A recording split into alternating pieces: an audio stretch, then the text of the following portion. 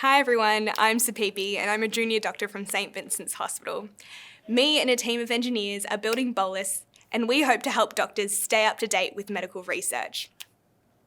Last week there was a patient, let's call her Amy, who was diagnosed with a specific type of heart failure by Dr. Green.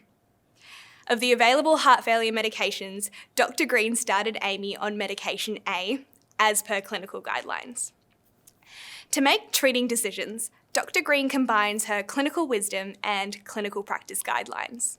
But the tricky thing is that these guidelines are only updated every few years. So in that interim, if Dr. Green wants to make decisions based off of the latest evidence, the onus is on her to stay up to date.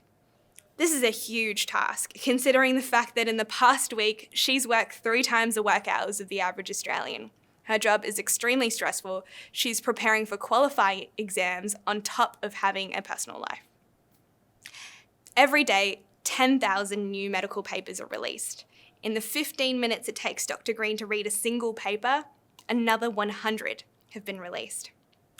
In order for her to access these papers, she has to navigate through cluttered websites that look like this.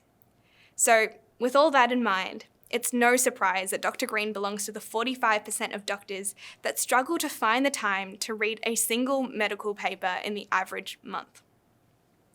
This is why we built Bolus. On Bolus, doctors receive a streamlined newsfeed of the newest papers from the journals that they subscribe to.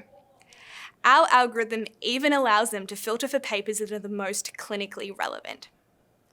At Bolus, we're exploring the potential for artificial intelligence to distill the most crucial findings from each paper.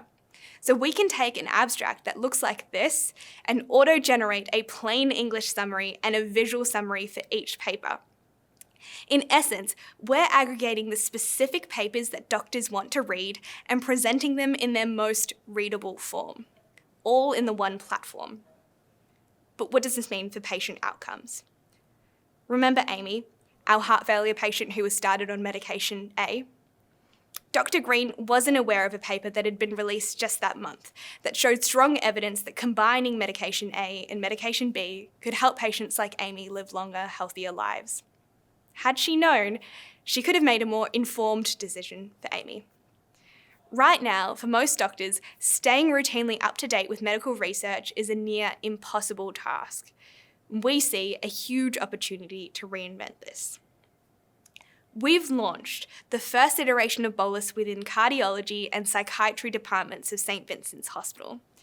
Each week, we see the majority of our doctors read more than 90% of our articles. Again, my name is Supipi, and here is the exceptional team behind Bolus. Lily is building the back end, Shelly is building the front end, and Dan is leading machine learning. We're building towards a future where patients receive the most up-to-date care from doctors equipped with the latest medical research. Right now, our focus is on getting Bolus into the hands of as many doctors as possible.